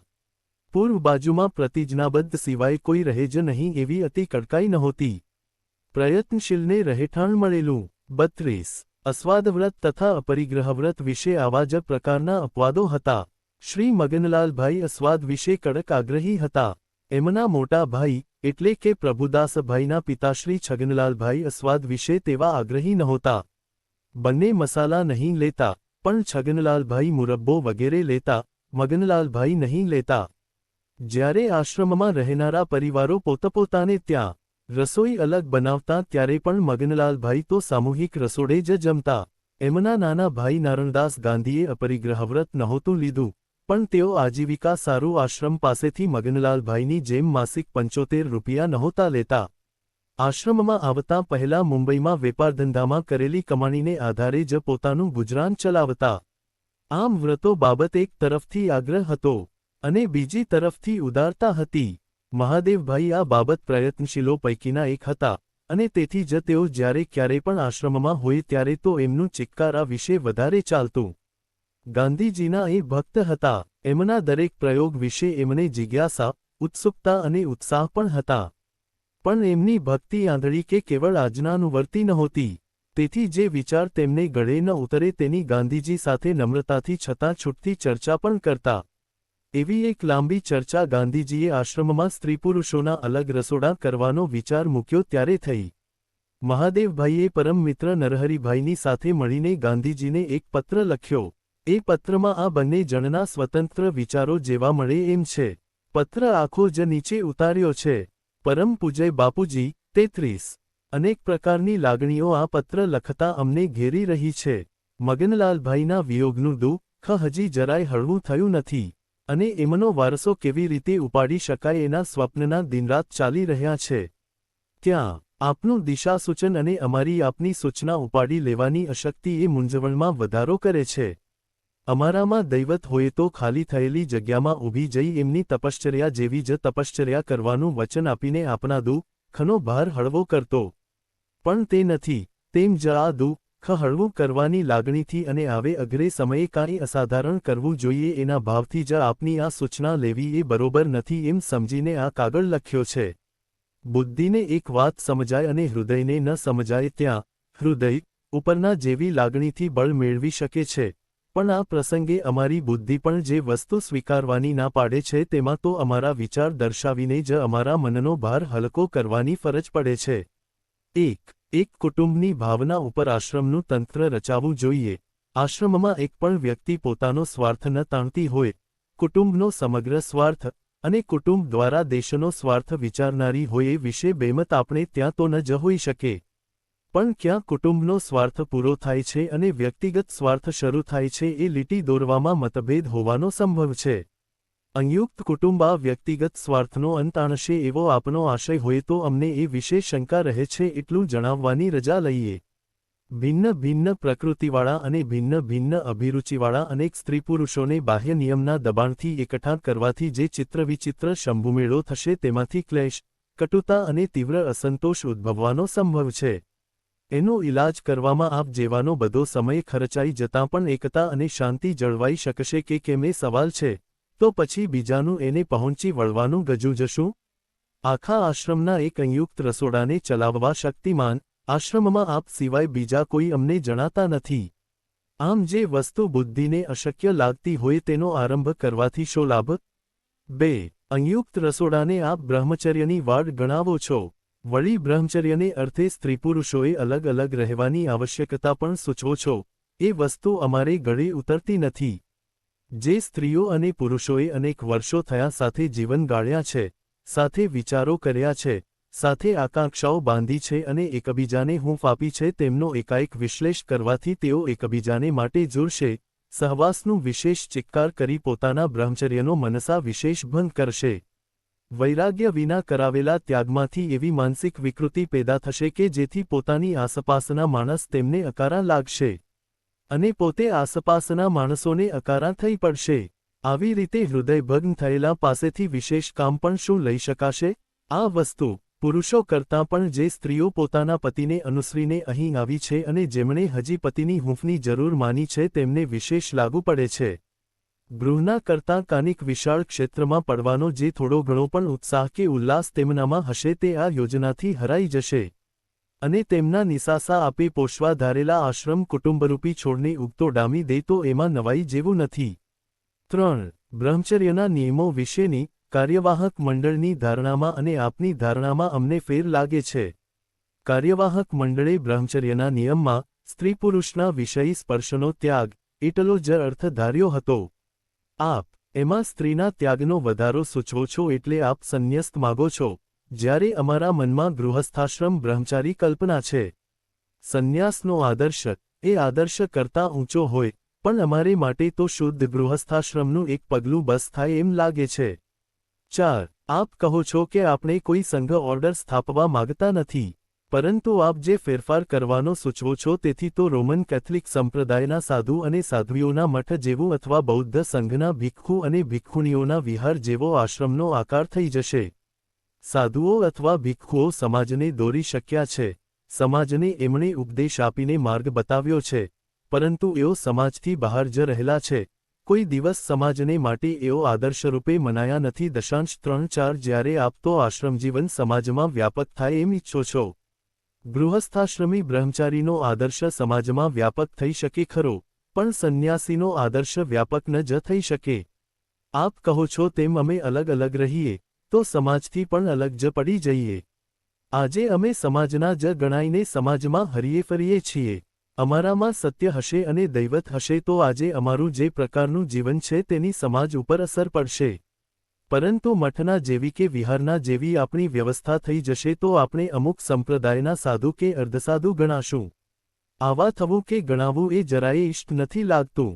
કર્મરત બ્રહ્મચર્યપાલક આદર્શ ગૃહસ્થ મગનલાલભાઈ જે પૂજા અને આદર મેળવી શક્યા અને અસર પાડી શક્યા તે સેગ્રિગેશન કમાં રહીને બ્રહ્મચર્ય પાળનાર કે કુંવારા રહીને એટલું બ્રહ્મચર્ય પાળનાર નહીં પાડી શકે. આખા આશ્રમનું એક સંયુક્ત રસોડું બ્રહ્મચર્યપાલનની વાડ થઈ શકે એમ નથી લાગતું. સ્ત્રીપુરુષના એવા સેળભેળ જીવનમાં ભારે જોખમો રહેલા અમને તો દેખાય છે. રસોડામાં અનેક કુમારિકાઓ હશે અને મંથનકાળમાંથી અથવા ગદ્દાપચ્ચીસીમાંથી પસાર થતા યુવાનો પણ હશે. પોતાની સ્થિતિથી અસંતુષ્ટ અને જેમની વાસનાઓ અતૃપ્ત રહી હોય એવી વિવાહિતાઓ પણ તેમાં હશે અને વાસનાઓને બળાત્કારે દાબવા પ્રયત્ન કરતા પુરુષો પણ હશે. આ બધા રસોડાના અનેક કાર્યોને નિમિત્તે એકબીજાના અતિનિકટ સંસર્ગમાં આવશે. પછી વાડ ક્યાં રહેશે? એક ઉપાધિને ટાળતા બીજી મોટી ઉપાધિ ઊભી થવાનો સંભવ છે.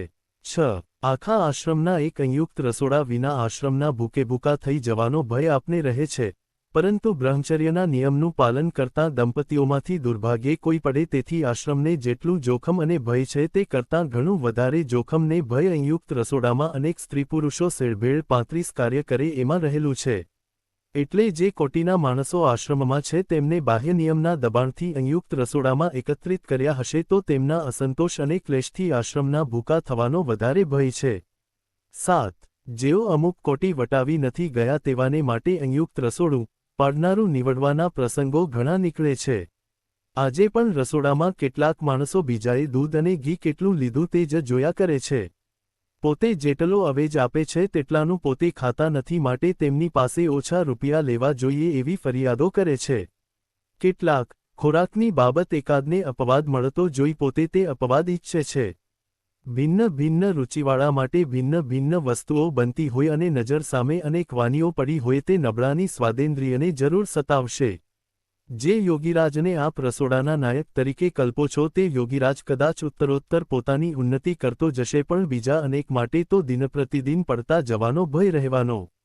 8. સ્ત્રીપુરુષોને અલગ અલગ રાખવાથી બાળકો ઉપર સારી અસર નહીં પડે. 3.6 બાળકને સંયમી માતા અને પિતા બંનેનો સંયુક્ત સહવાસ મળે એ તેના સર્વદેશીય વિકાસ માટે આવશ્યક છે. 3.7 સ્ત્રીપુરુષોના ફરજિયાત વિશ્લેપથી જે ક્લેશ કટુતા અને અસંતોષ ઉત્પન્ન થશે તેની બાળકોના મન ઉપર માઠી અસર થશે. સમાજમાં કુટુંબ જેમ એક આર્થિક યુનિટ છે તેમ સાંસ્કારિક યુનિટ પણ છે જ. 9. સ્ત્રીઓ તથા પુરુષો સંયમ અને મર્યાદાપૂર્વક સાથે રહે એ આશ્રમનું એક સુંદરમાં સુંદર અંગ છે.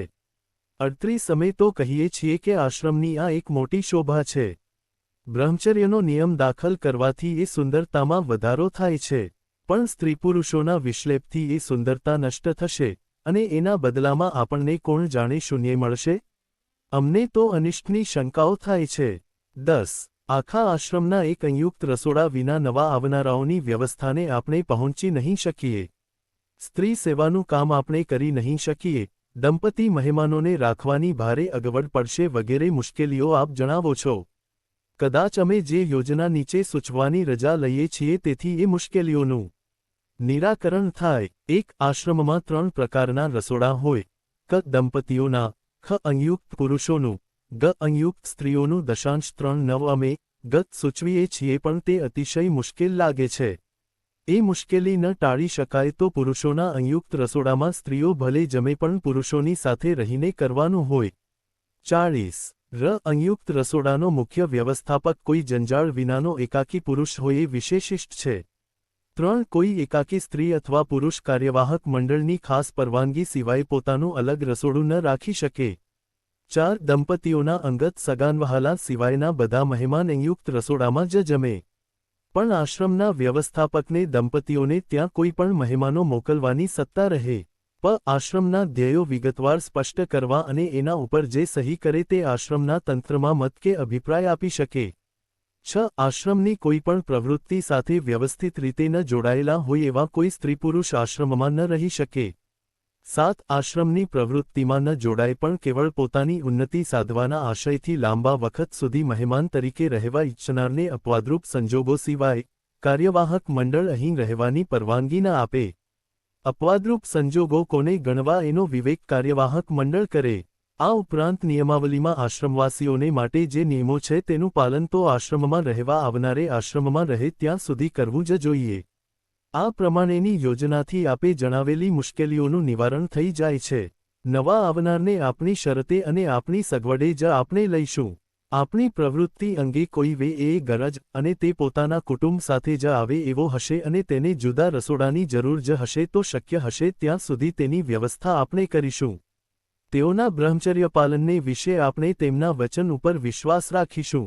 તેમના વચન ઉપર આપણી શ્રદ્ધા બેસતી હશે તો જ આપણે તેમને લઈશું. પછી વિશેષ ચોકી કરવાપણું નહીં રહે. 4 એક બ્રહ્મચર્ય પાલનનો નિયમ જ રેડિયાળ માણસોને આવતા રોકવા માટે પૂરતો છે. દાખલા તરીકે અમે આશ્રમમાં દાખલ થયા ત્યારે બ્રહ્મચર્યનો નિયમ સૌને માટે ફરજિયાત હોત તો તેટલો નિયમ જ અમને આશ્રમથી છેટા રાખવાને માટે પૂરતો થાત. એ નિયમ કરતાં વાડાની જરૂર ન રહેત. આજે પણ સ્થિતિ બદલાઈ નથી. પણ યોગ્ય માણસોને લેવા ન લેવા એમાં કાર્યવાહક મંડળની શક્તિની કસોટી થશે. એ વાત સાચી. આમાં એવું પણ બનવાનો સંભવ છે કે કાર્યવાહક મંડળ પોતાના અજ્ઞાનમાં પોતાના કરતાં સારા માણસોને પણ આવતા રોકે. પણ એનો ઉપાય તો કાર્યવાહનની લગામ આપના હાથમાં હોય તો જ થઈ શકે. તંત્રમાત્રમાં કાનિક અન્યાય રહેલો જ છે એ ટોલ્સ્ટોયનું કથન સાચું છે. સ્ત્રી સેવાનો પ્રશ્ન વિકટ છે. આપના સંયુક્ત રસોડાના અને બ્રહ્મચર્યના નિયમના મૂળમાં વિધવાઓની રક્ષા આપે કલ્પેલી છે. એ ન સમજી શકીએ એવા જડ આપની કૃપાથી અમે રહ્યા નથી. વિધવાઓની આસપાસ સંયમનું વાતાવરણ આપણે ભરી દઈએ તો તેમના વૈધવ્યનો ભાર, તેમના સંયમનો ભાર બહુ હળવો થઈ જાય એ વિશે શંકા નથી. દંપતીને સંયુક્ત રસોડામાં જતાં ત્રાસ થાય તો વિધવાની સ્થિતિ કેવી થતી હશે એનો દંપતી વિચાર કેમ કરતા નથી? આ આખી સ્થિતિ આદર્શ તરીકે સાચી છે. પણ જેમ ગરીબમાં ગરીબને જે ન મળે તે ન લેવાનો આપણો આદર્શ છતાં આપણે ગરીબમાં ગરીબનું જીવન ગાળતા નથી, બલકે તેનાથી સેંકડો ગાઉ દૂર છીએ. તેમ જ વિધવા બહેનોને જે લાભ અને લહાવા ન મળે તે બધાનો આપણે વિવાહિતો ત્યાગ કરીએ એ આદર્શ હોવા છતાં એ સ્થિતિ શક્ય નથી. સંન્યાસ લઈને એ આદર્શ સ્થિતિને જે સ્ત્રી પુરુષો પહોંચી શકે તેને અનેક ધન્યવાદ. પણ આપણે આપણી મર્યાદા સમજવી જોઈએ. એ વિધવાઓ સંયુક્ત થઈને રસોડું ચલાવવું હોય અથવા સંસ્થા ચલાવવી હોય તો ચલાવે, અથવા એમની આંખ ઠરે એવા દંપતી જીવન ગાળનારા ભાઈ બહેન સાથે રહે, અથવા પુરુષોના સંયુક્ત કુટુંબમાં જમે એ સિવાય બીજો ઉપાય નથી. વિવાહિતાને એના પતિથી અલગ કરીને સેવા કરવાનો પ્રસંગ ત્યારે જ ઉપસ્થિત થાય કે જ્યારે પતિ પશુ હોય. એ સંજોગોમાં તો બળાત્કારે પણ એનું રક્ષણ કરીએ, પણ આપણે ત્યાં વિવાહિતાના એવા રક્ષણનો પ્રશ્ન ઉપસ્થિત નથી થતો. આપણે ત્યાં તો સંયમ જાળવીને દરેક પતિ પોતાની પત્નીની સેવા કરતા અને શિક્ષણ આપતા શીખે એ કરવું ઇષ્ટ છે. પતિ જ પત્નીનો આદર્શ શિક્ષક છે એમ આપે જ ક્યાંક કહ્યું છે. એ સ્થિતિને આપણે ઉત્પન્ન કરવી જોઈએ. બાકી દરેક સ્થિતિની અને અવસ્થાની સ્ત્રીની સર્વાંગીણ સેવા માટે તો સ્ત્રી સેવાને પોતાનું જીવન જેણે અર્પણ કર્યું હોય એવી પ્રૌઢ અને સમર્થ વ્યક્તિની આવશ્યકતા છે. આશ્રમની બધી જ પ્રવૃત્તિ માટે જીવનવ્રત લેનાર યોગ્ય વ્યક્તિ ન હોય ત્યાં સુધી એ પ્રવૃત્તિ આપણે ન જ ઉપાડી શકીએ. એટલે અત્યારે આશ્રમમાં સ્ત્રી સેવાની અલગ પ્રવૃત્તિ છે એવું અમને નથી લાગતું. અમારી મનોદશાનો ચિતાર આપને મળે એ ખાતર આટલું લંબાણ થયું. એમાં કરેલી ટીકા અને શંકા કરતા આશ્રમના તંત્રથી આપ તટસ્થ હશો એમ સ્વીકારી લીધું છે. એ તંત્ર આપના હાથમાં રાખો તો આપ ઈચ્છો તે કરવાને મુખ્તિયાર છો. આપના જેવા આદર્શ સંયમીના અનુભવને વશ થવાની સંપૂર્ણ ઈચ્છા છતાં આપે સૂચવેલી નવી વ્યવસ્થા અમારું સમાધાન કરી શકતી નથી એ ફરી દુઃખની સાથે જણાવીએ છીએ. નરહરી મહાદેવના પ્રણામ. આના જવાબમાં ગાંધીજીએ લખ્યું 42. મારો અર્થ સમજાયો નથી લાગતો એ મારી જ ઉણપ ગણાય ના? મેં બળાત્કાર ઈચ્છ્યો જ નથી. સમજાવવું એ બળાત્કારમાં ન ગણાય. આપણે ભાંગ્યું તૂટ્યું પણ સંયુક્ત રસોડું ચલાવ્યું જ છે અને સાથે સાથે નોખા રસોડા પણ સેવ્યા છે. મારી સૂચના તો આટલી જ છે કે નોખા રસોડા નવા થતાં બંધ કરવા જ જોઈએ ને છે તે વહેલા એક થાય એવો આપણો પ્રયત્ન હોવો જોઈએ. જે સંયુક્ત રસોડું એક પણ ન હોય તો આશ્રમ કહેવાય? જે સંયુક્ત રસોડું એક હોય તો તેમાં કોણ કયા નૈતિક કારણસર ન ભળે? મારી સૂચનામાં હિન્દુ ધર્મે માનેલો સંન્યાસ નથી આવતો, પણ તે સંન્યાસની નવી આવૃત્તિ આવે છે ખરી. પણ તે આવૃત્તિ વિવાહિતને સારું ઘડાયેલી છે. સંયુક્ત રસોડું એટલે સ્ત્રીપુરુષના બધા સંબંધ બંધ નથી થતો, પણ તે સંબંધ નિર્મળ થાય છે. જ્યાં લગી એકને બીજા પ્રત્યે ખાસ સ્વાર્થી આકર્ષણ રહ્યું છે, ત્યાં લગી આપણે ગીતાની સમતાને નથી પહોંચતા. અત્યારે આપણે વિચારવાનું એ નથી કે બધા નોખા રસોડા એક થાય છે કે નહીં, પણ નોખા છે તે એક થવાના પ્રસંગો શોધ્યા જ કરશું કે નહીં? સ્ત્રીઓમાં કોઈ પ્રકારનું ઐક્ય હજી નથી સધાયું. એને સારું સંયુક્ત રસોડું એક સાધન છે. પણ આ બધા મારા ખ્યાલો છે. સંયુક્ત રસોડું કે આશ્રમ અમારે નથી ચલાવવો. હું મહેમાન છું ને મહેમાન તરીકે મારા અનુભવનો ઉપયોગ આશ્રમને આપવા ઈચ્છું છું. મગનલાલના જીવતા મેં જે વિસ્તાર કરી નાખ્યો ને જેનો તેણે રોજ વિરોધ કર્યો છતાં જે તેણે જેમતેમ નિભાવ્યું હતું તે વિસ્તારને જેટલો ટૂંકાવાય તેટલો ટૂંકાવવાનો મારો પ્રયત્ન છે. આ પ્રયત્ન બધાએ વિચારી જે યથાશક્તિ થાય તે કરજો. આ બાબત કુટુંબો ચલાવનારા મારી સાથે ફરી ચર્ચા ઈચ્છો તો ચર્ચજો. તમારી બે જણની દૃષ્ટિ બધાની પાસે રાખો એ સારું છે. બાપુ 43 આશ્રમના સ્ત્રીપુરુષોના રસોડા તો જાજો સમય અલગ અલગ ચાલ્યા નહોતા, પણ સામૂહિક રસોડું 1930માં દાંડીકૂચ થઈ ત્યાં સુધી ચાલ્યું હતું. 10મી જૂન 1928ને દિને ગાંધીજીએ સત્યાગ્રહ આશ્રમ ના મથાળા હેઠળ એક લાંબો લેખ લખ્યો હતો. 4.4 તેમાં આશ્રમનો ઉદ્દેશ અને એના નિયમ એટલે વ્રતો તથા એની પ્રવૃત્તિઓ વિશે સમજૂતી આપી હતી. તેમ જ ખાદી વિદ્યાલયનો અભ્યાસક્રમ પણ આપ્યો હતો. વળી એમાં એમ પણ જણાવ્યું હતું કે આશ્રમની વ્યવસ્થા 24 જુલાઈ 1926થી કાર્યવાહક મંડળને હસ્તક ચાલે છે. તે મંડળમાં ઉપરોક્ત લેખ લખ્યો ત્યારે પ્રમુખ તરીકે મહાદેવભાઈ અને ઉપપ્રમુખ તરીકે ઇમામ અબ્દુલ કાદર બાવાઝીર અને મંત્રી તરીકે શ્રી છગનલાલ જોશીના નામો હતા. અને એના સભ્યોમાં વિનોબા, નરહરિભાઈ વગેરે નવસજ્જનોના નામો હતા. આશ્રમના ટ્રસ્ટીઓમાં પણ જમનાલાલજી, રેવાશંકરભાઈ, ઇમામ સાહેબ અને છગનલાલ ખુ. ગાંધી સાથે મહાદેવભાઈનું નામ મૂકવામાં આવ્યું હતું. ગાંધીજીએ પોતાની રીતે આ નિર્ણયને આવકાર્યો. એઓ પુસ્તક પૂરું કરવા કૌસાની ગયેલા ત્યાંથી મહાદેવભાઈને લખ્યું, હું હિમાલયના ખોળામાં નાચી રહ્યો છું અને ઋષિરાજ પોતે શ્વેત વસ્ત્ર પહેરી સૂર્યસ્નાન કરતાં કરતાં આનંદમાં લીન થઈ ગયા છે. એની સમાધિ દ્વેષ કરવા જેવી છે. આ દ્વેષમાં તમે ભાગ લેનાર નથી એ જરા ડંખે છે, પણ તમારું સ્થાન ત્યાં છે એટલે ડંખનું દરદ ધીમું પડે છે. આજથી ગીતાજીનું અધૂરું કામ કરવાનો આરંભ થવાનો છે. તમે ભલે પ્રમુખ થયા, આવા કામોમાં પણ તમારે પડવું તો રહ્યું જ છે. 4.5 આ જ અરસામાં ગાંધીજીએ ગુજરાત વિદ્યાપીઠના બંધારણમાં પણ કેટલાક સુધારાઓ કર્યા હતા. તેનું જ નવું કાર્યવાહક મંડળ બન્યું. તેમાં જોડાવા મહાદેવભાઈને નિમંત્રવામાં આવ્યા. તે કાળે આચાર્ય કૃપાલાની ગુજરાત વિદ્યાપીઠમાંથી વિદાય લઈને ઉત્તર પ્રદેશમાં પોતાના રચનાત્મક કાર્યને સંભાળી લેવા પાછા જતા હતા. એમના વિદાય સમારંભનો તાદશ ચિતાર મહાદેવભાઈએ પોતાની ડાયરીમાં ખડો કર્યો છે. મહાદેવભાઈએ નોંધેલા કૃપાલાનીજીના વિદાય ભાષણના અંતિમ વાક્યો આજે 64 વર્ષ પછી પણ એવાને એવા તાજા છે. તમારા ધ્યેય, આશાઓ અને અભિલાષાઓ તમારા હવે પછીના જીવનમાં સાથે લઈ જાઓ. યાદ રાખો, જીવન ગમે તેટલો બોજો મૂકે તો પણ તેને હળવો સમજવો. બીજાઓની મૂર્ખાઈઓ ઉપર હસજો અને તમારી મૂર્ખાઈઓ ઉપર પણ બની શકે તો હસવાનો પ્રયત્ન કરજો. તમારું ભાગ્ય તમને ગમે ત્યાં લઈ જાય. રીબાવવાના જંતર અને વધસ્તંભ ઉપર પણ હું તમને ખાતરીથી કહું છું કે જીવન જીવવાયોગ્ય છે. 4.6 મહાદેવભાઈની શૂન્ય બની જવાની ખૂબી એમને લોકોના સદ્ગુણોના હાર્દ સુધી અનાયાસ પહોંચાડી દેતી. તેથી તેઓ સૌમ્યમૂર્તિ દિનબંધુ એન્ડ્રુઝના વચનોને જેટલા ભાવથી ઝીલી શકતા તેટલા જ ભાવથી અહિંસક ક્રાંતિકારી કૃપાલાનીના લાવા જેવા શબ્દો પણ ઝીલી શકે છે. કૃપાલાનીજીનું ભાષણ એમ તો નાજુક પ્રસંગે થયેલું હતું, પણ મહાદેવભાઈએ એનો અહેવાલ એટલા પ્રેમપૂર્વક અને ચિફ્ટથી તૈયાર કર્યો કે કૃપાલાનીના જેવા કડક પરીક્ષક પાસેથી પણ આખું ભાષણ વંચાવ્યા પછી તેઓ તે છપાવવાની પરવાનગી મેળવી શક્યા. આ પ્રકરણ સંકેલતા પહેલા એક નાના સરખા વિષયની નોંધ કરી લઈએ. જે વસ્ત્રવિદ્યા વિશે આગ્રા જેલમાંથી મહાદેવભાઈએ એવું વિધાન કર્યું હતું કે કાંતણને તેઓ અલંગની એવું પવિત્ર માનતા નહોતા, તે વસ્ત્રવિદ્યા આ 5 વર્ષોમાં એમના વ્યક્તિત્વ ઉપર પણ પ્રભાવ પાડી ચૂકી હતી. તેમણે કાંતણકળા પર અદ્ભુત કાબૂ મેળવી લીધો હતો. તેમનું ઝીણું, એકધારું અને કસવાળું સૂતર વણવા સારું વણકરો તત્પર રહેતા. તેઓ કાંતતા હોય ત્યારે આસપાસના લોકો કાંઈ કળા પ્રદર્શન જોતા હોય એટલી તન્મયતાથી તેમને જોઈ રહેતા. દરેક કોંગ્રેસ અધિવેશન વખતે તેઓ તે સમયના વ્યાખ્યાનોના બયાન આપવા સારું નવજીવનના જેટલા પાના આપતા તેનાથી ઓછા ખાદી પ્રદર્શન કે કાંતણ હરીફાઈના વર્ણનના આપતા નહીં. અને વસ્ત્રવિદ્યાએ એમના ચિત્ત પર એવો કબજો જમાવ્યો હતો કે તે એમની ભાષા અને લેખનશૈલી તથા તેમના અલંકારોમાંથી પણ ટપકી પડતી.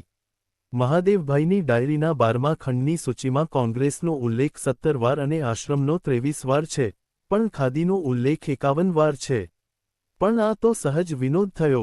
કાઠિયાવાડ રાજકીય પરિષદના ગાંધીજીના ભાષણની શૈલીનું વર્ણન મહાદેવભાઈથી એક વાક્યાંશમાં આમ થઈ જાય છે. જે મુખ્ય ઠરાવની ચર્ચા ગાંધીજીએ પરિષદમાં ખૂબ ઝીણવટથી કરી, કોઈ સુંદર પિંજનાર રૂના ઝીણામાં ઝીણા રેસા એક નોખા પાડી દે છે તેનું સ્મરણ કરાવનારી ઝીણવટથી કરી.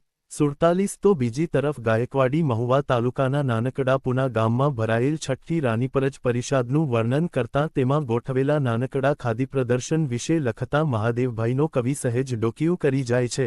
બીજો વિભાગ પિંજણનો હતો. અહીં જુદા જુદા પ્રકારની પિંજણો હતી. એ વાપરવાની રીત બતાવી હતી. જાડી, પાતળી અને મધ્યમ પ્રકારની તાંતથી પીંજેલા રૂના નમૂના હતા.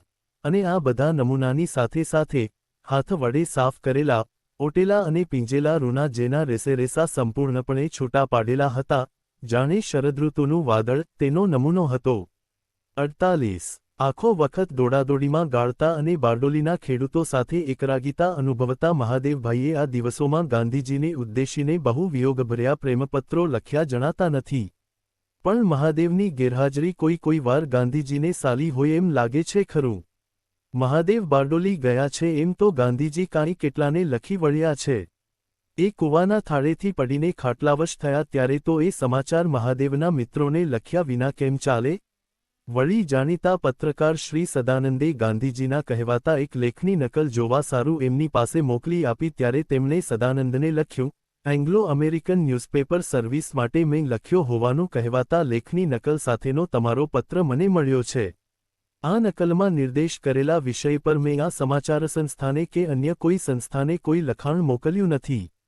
પરંતુ તમે મોકલેલી નકલ વાંચી જતાં મને લાગ્યું છે કે તે મારી લંકાની મુલાકાત દરમિયાન કોલંબોમાં આપેલા એક ભાષણનો બેદરકારીથી લેવાયેલો છાપાનો અહેવાલ છે. આ ભાષણનો સારો કહી શકાય તેવો અહેવાલ મહાદેવે પ્રસિદ્ધ કરેલી લંકાની યાત્રાની પુસ્તિકા 49માં આપેલો છે. 5.0 નોંધ 1. સરદાર વલ્લભભાઈ 2. મહાદેવ દેસાઈ, બારડોલી એઓ ઇતિહાસ પ્રૂ 256 થી 257. 3. એજન પ્રૂ 4. પ્રસ્તાવના 4. એયો 36 પ્રૂ 47. પ. એજન પ્રૂ 51. 6. એજન પ્રૂ 91. 7. ગ. મા. નાંદુરકર એન પત્રો 4 પ્રૂ 217. 8. ક્લેશ ફળ વડે જ નવીનતા પ્રાપ્ત કરે છે. 9. મહાદેવ દેસાઈ, બારડોલી એઓ ઇતિહાસ, પ્રસ્તાવના પ્રૂ 4. 10. ખેડા સત્યાગ્રહ વખતે.